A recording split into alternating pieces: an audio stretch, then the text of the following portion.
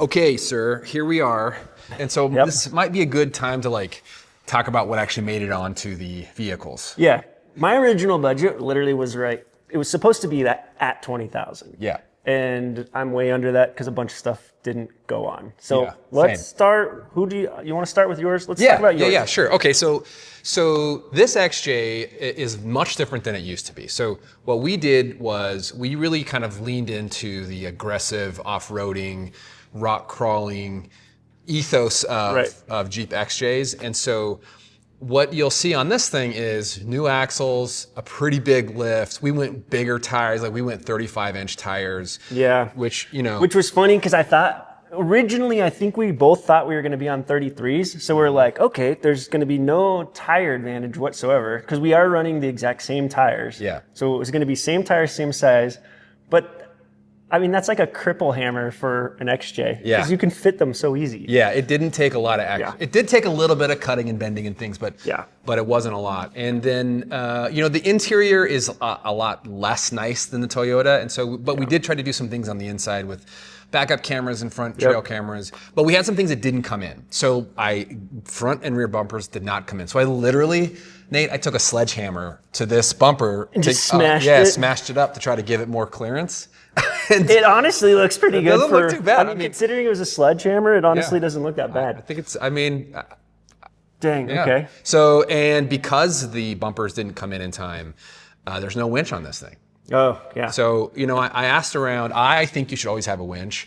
I asked around, and there's a fair amount of people who wheel without winches, especially XJs, they wheel them without winches, but usually you have wouldn't one in the recommend group that at least has one. Yeah, so my budget is a little bit different. We'll get to, we'll go through the whole competition, talk about who wins that, but I probably spent less than I would have because the stuff didn't come in time to put it on. Yeah. This is the problem with build challenges where there's races and deadlines, right? Yeah. It's like, it's hard. It reflects real life a little bit because I have a build sitting behind us over here, not even the topic of this video. We're a month and a half late on getting a leaf spring that was promised within 4 days. Right.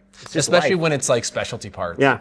So tell me about your Landcruiser. What'd you do? Okay, so on the Landcruiser, the whole plan here was to try to play the budget. We each played by our own rules that we kind of put on ourselves. So my cripple hammer that I gave myself was essentially, I want to pretend it's a budget build done by a real person. So we still use the car for running all the kids to school on Monday through Friday. We did the entire builds for this vehicle only on like Friday evenings. Oh, so you behaved as if. Yeah, I behaved as if I was our only car and we had to use it as a daily driver. So we did wheels and tires one Friday evening.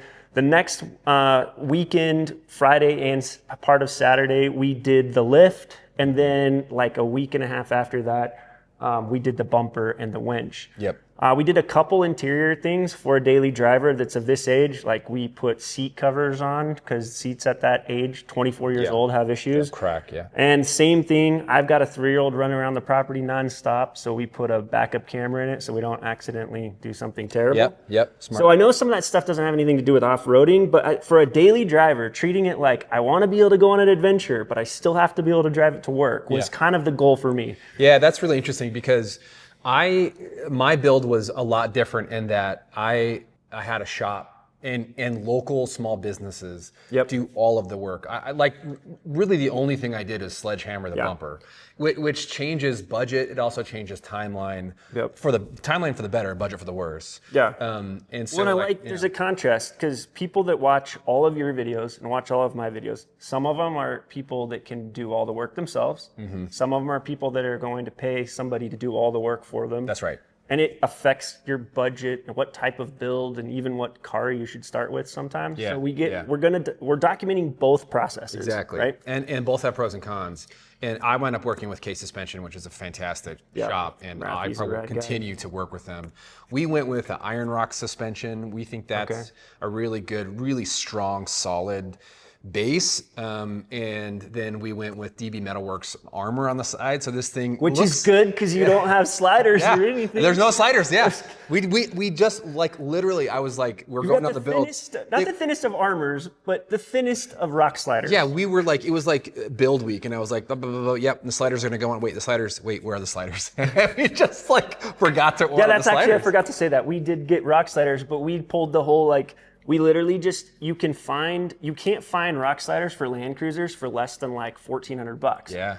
And so we literally you can always find used rock sliders from 4Runners because there's so many 4Runners. Yeah. So we bought 4Runner rock sliders and welded them onto the frame, and that was $250. And if people are like, well, that's really hard to find, I found multiple pairs of 4Runner rock sliders listed on Facebook in like no time flat. But they're just a little bit short, right? Yep, they're a little bit short, so not quite as much protection. Yeah.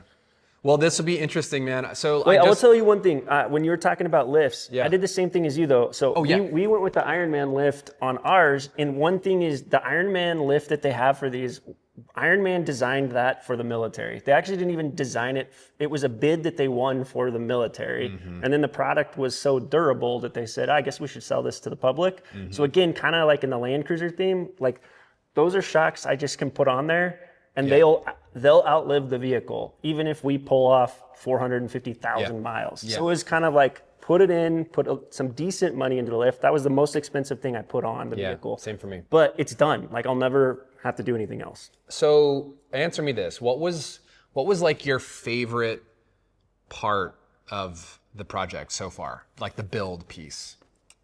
It was really getting this vehicle to stop looking like a granny mobile. I think it's so funny, like how like Landcruiser makes these incredible trucks that are capable of pretty incredible things, but they come with like steps that ruin all your clearance and everything. So just being able to it's kind of like ripping off the stuff that comes on it and turning it back into like its heritage, I think was fun. Like releasing the like releasing the beast, I guess, a little bit. I liked that a lot. That was probably my favorite part. This is going to sound really dumb, but for the sake of budget builds and the theme that we're doing, I really enjoyed the process of going through the entire vehicle to make sure that all the maintenance was done right and was caught up to date. I did. That's something that you would enjoy. I know, but it's like if you're going to buy a 24-year-old vehicle and you want to go on adventures, if you never bother to look under the hood and be like, oh, the alternator's about to fail, this is about to fail. Yeah. So another decent chunk of my budget was stuff that is completely not interesting. Yeah, same. I replaced a pulley. I replaced an alternator. I actually replaced the CVs, even though the ones that were in there were working fine, but they were leaking. Yeah. That kind of stuff. Yeah, I did new alternator, new battery, new fuel injectors, like that stuff too. Just when you have a vehicle that's that old. But a big part of it is maintenance. Yeah, I will tell you, the favorite part of my build process was being in the shop and running into something and being like, ooh, this thing's rusted out, we need to buy a new one. And someone in the shop would be like, well, I have an XJ in my backyard. Because everybody has an XJ in their backyard. I have two. Yeah. And one here. It's like, I think I have that part. How about I just bring it in? And like the hood that I have on here was like, somebody else wanted a hood and I wanted a vented hood. And we were like, why don't we just swap? Yeah. Like there's this whole community culture around XJs in particular. Huge advantage to you. Huge advantage to your build because for me, getting parts for a Landcruiser, there's no cheap way to do that. Everything's expensive. In the community of parts, no. I mean, these exist out there, but nobody's parting them out. I'll tell you, when we get to the budget breakdown, I'm not exactly sure who's going to win that, but I'll tell you, we did a lot with the money that we spent. Like we did a lot. Well, and I was scared of your build because I knew you guys were going to put lockers in it, and we were thinking about it, but I felt like to stick to the true wait. You were gonna put a locker in the Toyota? I was gonna put a locker in the Toyota so I could compete with yours. Well, that's funny because I thought you had a center locker. Well, I have a center locker, but that just turns it into four-wheel drive, like full-time four-wheel drive. So I don't have a locker. You don't have any way to lock your hubs. No. So no locker here either. What? Yeah. No, wait. What did you put in it? We put a posi in it, so it's got a posi. So it's going to be similar to traction control. We re-geared it. Yeah. Well, I mean, I wouldn't call it traction. It's like if you engage the brake, you get more traction. Was terrified of your guys' locker, but I was like, we're thinking the same thing. Putting a locker in this doesn't stick to the theme of daily driver. Yeah. Because the average person cannot do gears and do lockers in their driveway or even in their garage. So we decided to go with the A-Track, which is the original first version that they've ever had in a vehicle, and pray that we're good drivers enough or something. Yeah, so like, my build, you could daily drive it, but it is definitely not a daily driver build by any stretch. Nor is an XJ like a daily driver type of car to buy at this stage. Yeah. Versus like that Toyota probably drives great. You know, probably is very comfortable driving on the road.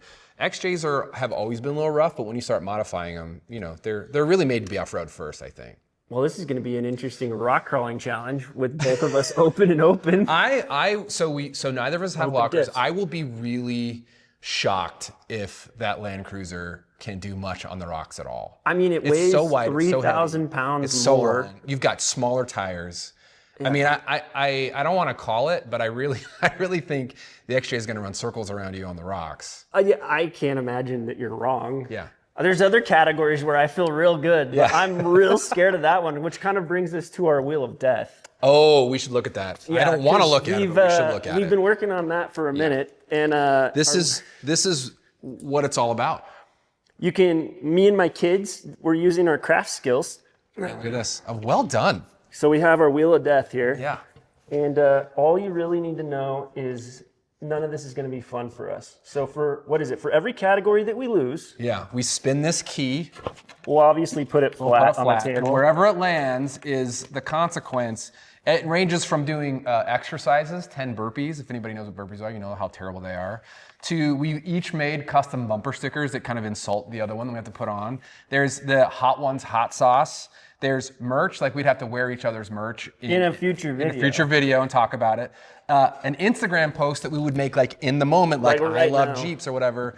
And then probably the one that we're both most scared of is a dog shock collar. Yeah. So, you know. This is not going to be, I'm not looking forward to any of it. And I don't know about you, but I'm really not, I'm good with like low level spicy food. I really enjoy it. But hot or even medium hot, I'm terrible. I've watched Hot Ones. I'm absolutely terrible. Like I can't even pretend that I'll do good at that. People like cry on that show because it's so hot. It's not going to go well for me. And so I guess the moral of the story is it's really not about who wins. It's about who loses. It's about the categories you lose. Like winning only saves you from pain. Yes. Right? And I guess we should, the categories one more time, because we've been talking about them throughout it all. We've got the daily driver category, we've got overlanding category, we've got rock crawling, drag racing, reliability, we've got the overall transformation of the vehicle, then we have budget, and then we have tug-of-war. Yeah, so I think it's time, man. It's time to put the rubber on the dirt. Yeah, let's go ahead and go see how we stack up. Oh, God. All right. I'm nervous.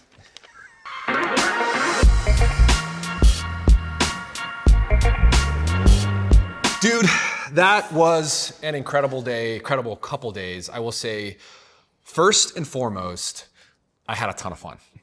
I feel like I got in 2 car crashes. Yeah. I had fun as well, but when I got home, my wife looked at me and she was like, "You look tired." And I was like, I feel like I just got into 2 car crashes. Yeah. They were awesome long days, but like what fun it is to go out and say, "Hey, we're going to pit these 2 cars against each other and here's some fun stuff that we've come up with to see how they do." And you know, that was a ton of fun. I think that like overall, my opinion on this process has been, it's been challenging, but a lot of fun. And like, I love my car a lot more now than I did when we started. So no matter who wins, and I had ideas. I had ideas on key weaknesses of my vehicle and key weaknesses of yours. Yeah. And once we got out there on the trail, some of that just evaporated in the dust. Unbelievable. There's a couple results here that really surprised. Yeah, same. So, okay, so let's remind everyone the categories that we're competing in and the consequences for losing those categories. Yes. Okay, so the categories are best daily driver, and we've got some criteria that we're going to go through to decide that. Overlanding, now we talked about that yesterday, so we already know how that one falls out. Yep. Rock crawling, we also talked about that one yesterday. We know how that comes out. And then drag race, the reliability, okay? And then transformational build. So we've got, we have 6, 7? Well, and then we have budget and tug-of-war. We have budget and tug-of-war. So we have a bunch of categories here. And whoever loses the category has to spin a wheel of pain. We're calling it the wheel of pain. It's a little plate with a key on it. And it has all of these things as an option. And should it land in a place that has hot sauce. This is like the hottest sauce or one of the hottest sauces. It's the one that wrecks everyone. It's literally the worst one. So that's going to be really painful. It's going to wreck me. This is a shock collar for a dog. Oh my God, look at this. It presses into your neck. This is yeah, and not only that, awful. It's like probably made in... I hope that's safe. Overseas. Yeah. So I don't know how well the testing is of whether it's actually safe. That makes me real nervous. And then swag. So we would have to wear each other's swag in a different video. We have bumper stickers here that we will reveal. So like if somebody loses, I get to put something that I wrote custom on a bumper sticker on his rig, vice versa if I lose. And then we also have the category of writing an Instagram post. Like right now, as we're filming, I get to choose what you say, you get to choose what I say. Yeah, and it's gonna make no sense to everybody. And then the last category is physical exercise, which is, we drive cars off-road because we don't want to hike. We're like lazy hikers. And so we have 10 burpees on here. A burpee is like when you jump down, do a push-up, and then jump in the air. And I honestly... I haven't done exercise like that in years, ever, really. I do shop core, which just means you move tires, you move disabled vehicles. Yeah, that counts. That counts for something. That's not my easy, exercise. But that's what we're up against here. So this is gonna be bad. Where do we start? Okay. Well, let's start out with one of the categories that even the audience is gonna know. At least it leaned my way a little bit from day one with our choice of vehicles. Yeah. Some of these categories, obviously, like rock crawling, is like it's going to be hard to beat an XJ with a wide-bodied Landcruiser. So daily driver was a category that I really almost formatted my entire build process. Your whole philosophy. My whole philosophy for the build was to be able to win this category. Yeah. Did I pull it off? 100%, man. So like, so when you get into that car, so you put seat covers, make it nicer. Yeah.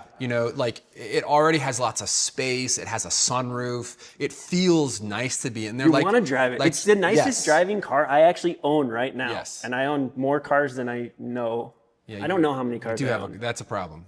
Or an opportunity. Most of them are disabled and broken, but this one's the nicest one. This is if I have to go into town, that's the one I want to drive. Driving in that for a number of reasons. So driving in it is more comfortable. You can easily use it on a daily basis. Not that you couldn't daily drive the XJ. Yeah. But the XJ is rougher around the edges, a rougher drive. Like if you don't balance the tires, you feel it in the XJ. Yeah. If you don't balance the tires, you don't really feel it in the Toyota. Yeah, like it just kind of absorbs it. I didn't even balance the big off-roading tires that Falcon gave us for the test, and it did nothing. Didn't feel it at all. So I think that, now I'm not saying that you can't daily drive an XJ. You absolutely can, and it's a really fun car to drive, especially with what we did on the exhaust on this thing. Yeah. It's really kind of sporty and scoots around, but I definitely think you win that category. So, okay, so that's one for you. One for me. One spin of the wheel for you. That's one spin of the wheel for me. Okay. That makes me nervous. I'm looking at that shock collar. Okay, the next category is overlanding. So overlanding, I struggle with this because now I admit that you won this category. I said it on camera. Yeah. But I struggle with this because I really do think that you can overland an XJ, but it's like 1 to 2 people would be pretty comfortable in an XJ. Yeah. And it offers some advantages. So like you can go down narrower trails. Yep. You've got armor on the side, so you can take all the branches and things you want without worrying about scratching or any of that. You can go to more rugged places. Mine has bumpers though. Yeah. And a winch. Those are really important. Those are really important. Deer. I can hit a deer and my family lives. Yes, that is a really important. So I'm not saying that you shouldn't win this category. I'm just totally making it a case for XJs. The XJ, I mean, there's plenty of people that do use it XJ. Yeah. I think when we were trying to be objective on this, and he was nice enough to yield this one to me, but the reality is, overlanders typically builds that are overweight. They're sticking rooftop tents on. Yep. They're filling the entire back. So if you just measure the square footage of storage space in this, way more. Room, even how you sit, your position for driving. Like if you want to drive from here to Baja, which is a 27-hour return trip, I've done it in one day. Yeah. One driver. Wow. I don't want to do that in an XJ. I think I would be exhausted. Yes. You know what I mean? There's a lot of truth to it. There's no cruise control. Yeah. There's no cruise control. know? I mean, so for like a true overlander that's covering tons of miles and taking lots of gear with them, I mean, the payload, it's a very logical car for that. If you were going to overland in an XJ, you would probably want a tent camp, like a ground tent camp, or like keep the weight down because the payload really sucks. And you have some obstacles that you don't have in terms of that stuff. So like, I think you should win that category. And when it comes down to the most extreme stuff that most overlanders are doing, this is why you have a winch on it, so you can self-recover and all that stuff. Exactly. Okay, can we talk about rock crawling?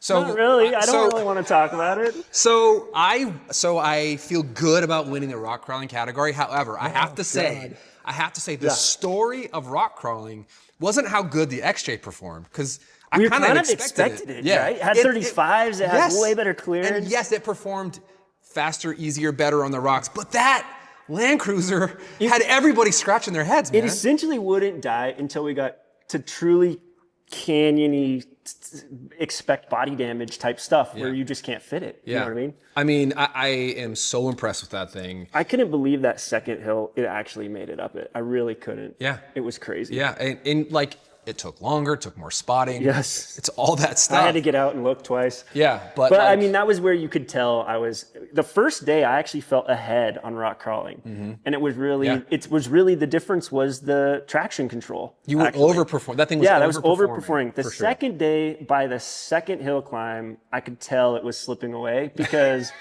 it was like, you just drove that obstacle. Yeah. You didn't really have to stop at all. You spun your tires a couple seconds, but like I had to do reverse several times. I had to reposition several times. Yeah. It wasn't because I picked a bad line. It was just because that thing's so big and heavy. Yeah, and what we didn't show is after that, we did another rock crawling trail just for fun. And you rode with me. I parked the Landcruiser and hopped in with you. And it got insane.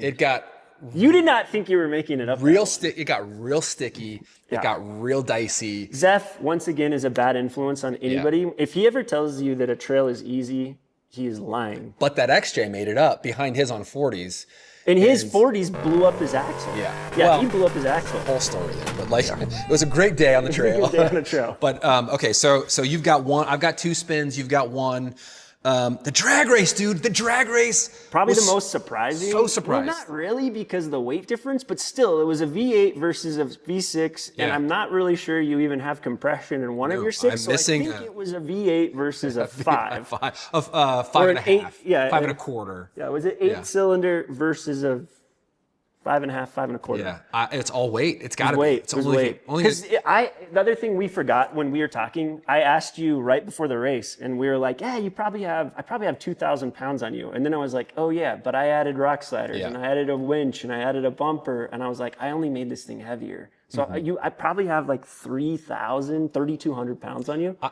What we didn't show on video on the drag race is that I was actually already aired down to 20 psi.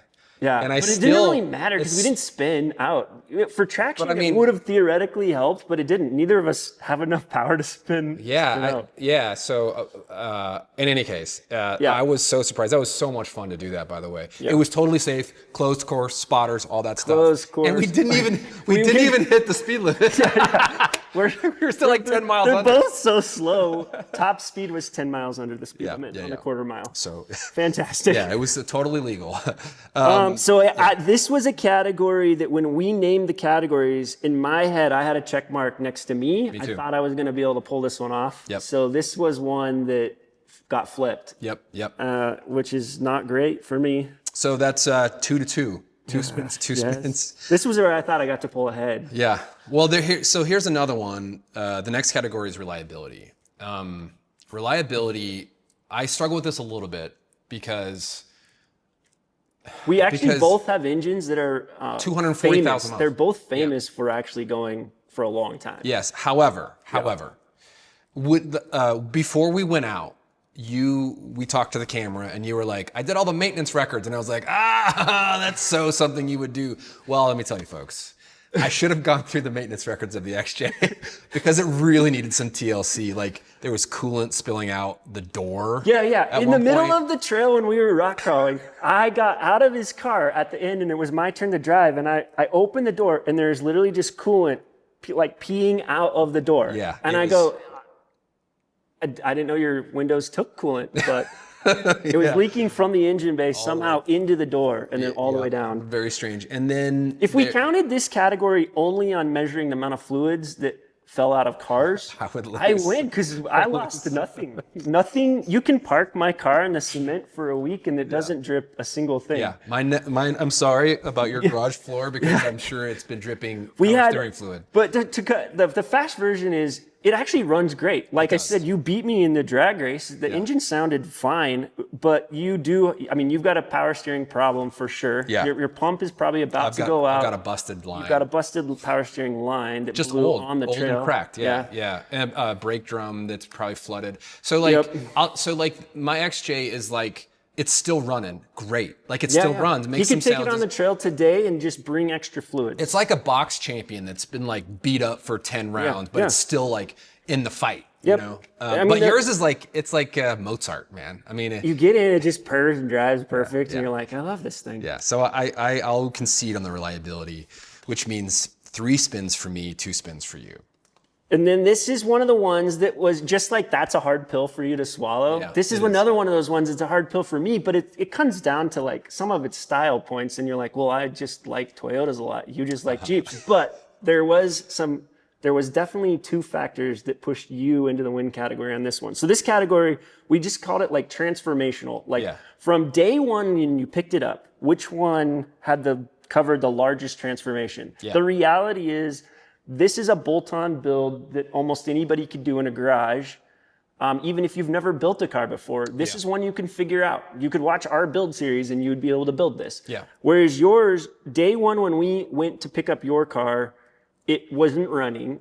We had to play around in there to get it started to even drive. When you went down the highway, the speed wobbles were insane. The death wobble was like... Yeah, the death wobble was crazy. You could see the wheels doing this. And your fender was falling off and like trying to attack everybody in the other lane. The windshield was completely destroyed. Yeah. Just so many things were wrong with it. The axles were kind of like starting to rust out. It was a much bigger project you took on. Like I paid way more for my car, but then I didn't have to do as much and it was better maintained. Yeah. You paid way less for your car. You had to do way more. I mean, it has different axles under it. We did new axles. We rear-geared, do new axles, chromoly shafts. Yeah. The suspension we put on was quite involved suspension. And to get any of that stuff out and in, we had to like every bolt is rusted. We had to make new brackets. We had to weld on new things. I mean, there were sparks flying every single day in the shop, and I couldn't have done it by myself. I needed K suspension and Rapi's crew to do that because I don't have those skills.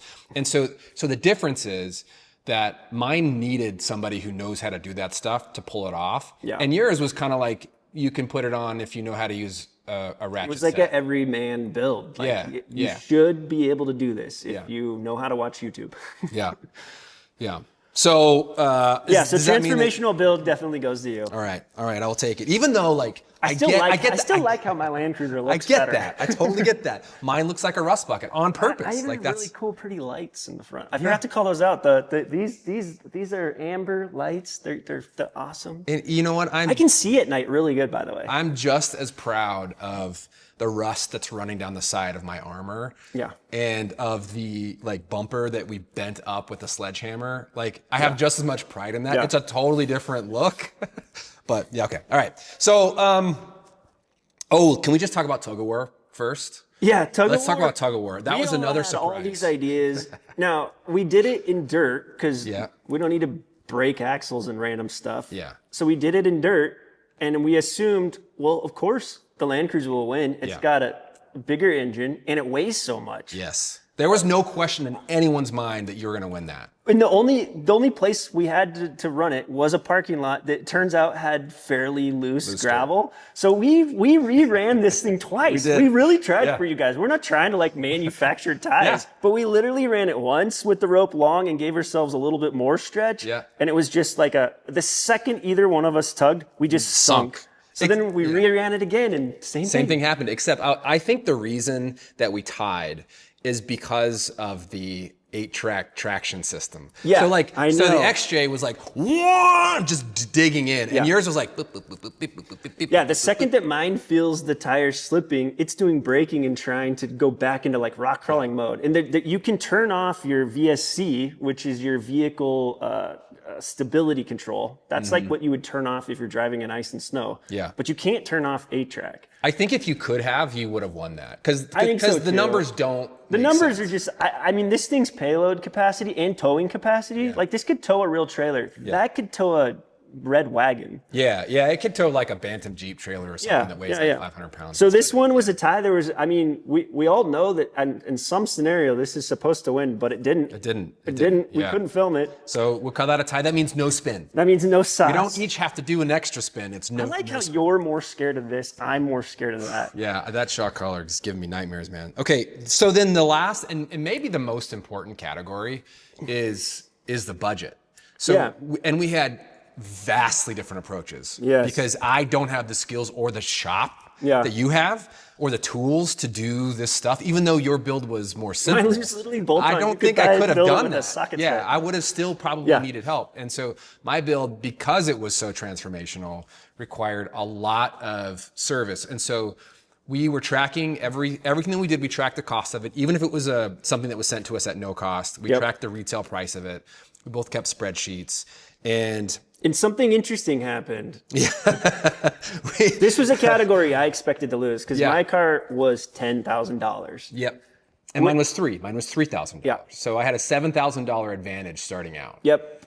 And so then what happened is, labor is not cheap. Yeah. And I'll say this: case suspension charges a fair rate. Yeah. But you had to do so much work. It was in the lift it was on the lift, on and off the lift in the shop for 5 days straight. That doesn't mean they were always working on it all that time, but they were working on it a lot of that time. That was a huge chunk. That cost more than the car did. Yeah. The service to put that stuff on and do all that stuff cost more than the price of the vehicle. And so that was a huge change in my budget.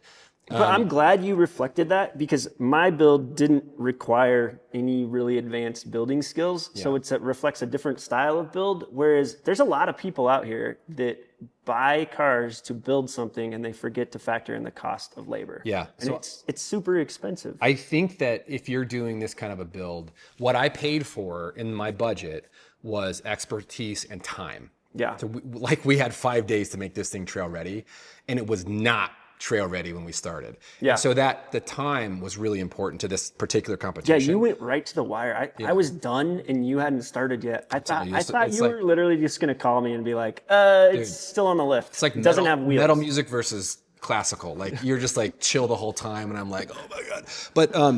But time and expertise.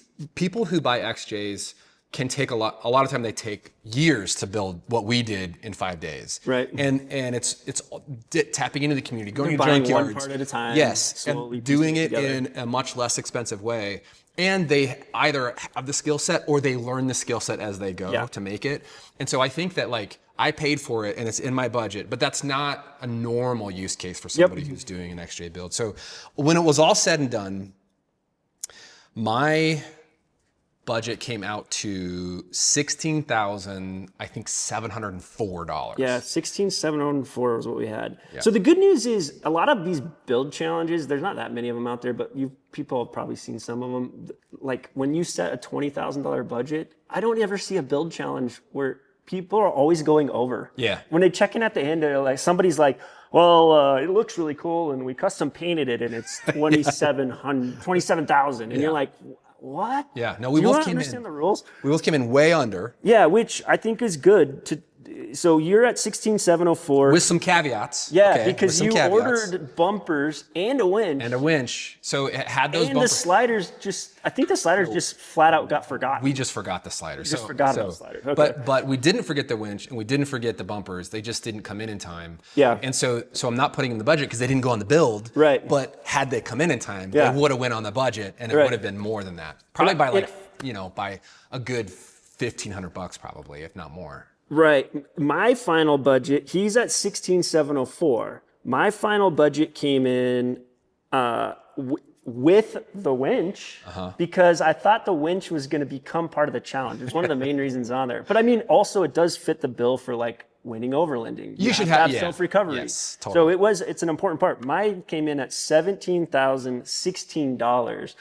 So apples to apple, I mean, not apples to apples, but like I technically lost by only about $300. But then if I take the winch out, because you're not adding in the price of yours, then I'm at like 16,300 and I'm actually lower. Yeah. And we've like rock, paper, scissors and went back and forth on this one. So this one, you guys are just going to have to decide because really in all actuality, we took two completely different builds. Yeah. You started with 3,000, I started with 10. Yep. We ran through the whole entire builds. We came out really within negligible amounts of money. Hundreds of dollars. Yeah. So we could split hairs here, but what we're going to do is we're going to call it a tie. But you guys can say in the comments who you guys think really won. Yeah. Technically, wink, wink. Technically, do you think that the XJ wins?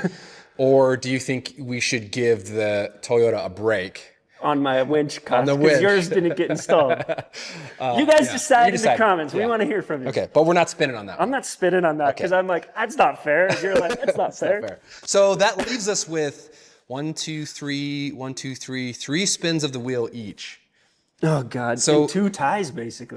So we're kind of tied here, which is okay. I mean, I think it comes down to what type of build you ultimately want. Do you want the one that can finish that last rock crawl at the end of rock crawling day? Yeah. Or do you want the one that drove home and needs no repairs? Yeah. And you immediately took the kids to school? And you can like hear the radio when you're driving down the highway. Yeah, it's really quiet inside. But like, they're totally different builds because for a lot of people, it's like, more than anything, I want to finish that obstacle on the last day. You know what I mean? Yeah. Oh, and like, and it was never going to happen. And what type of fun you like to have on the trail? Right. I mean, it's, like going to amazing campsites and having a really comfortable time getting there, or like challenging, like problem solving a little bit more, and seeking those kinds of trails out to begin with, I think is a little bit more of the XJ ethos. So, I really think that they're.